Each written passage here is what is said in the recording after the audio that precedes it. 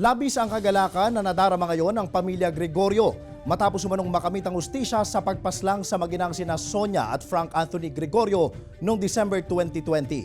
Tuluyan na raw natuldukan ang kanilang pangamba na baka hindi makamit ang hustisya at baka makalaya pa ang responsable sa pagpaslang sa mag-ina. Para sa pamilya Gregorio, napatawad na raw nila si dating Police Sergeant Jonel Nuesca pero kailangan daw niyang pagbayaran ng krimen na kanyang ginawa. Nitong Huwebes, August 25, hinatulan na nga ng double life sentence si Nuesca. Pinatawan rin siya ng reklusyon perpetua at pinagbabayad ng danyos na halos 1 milyong piso.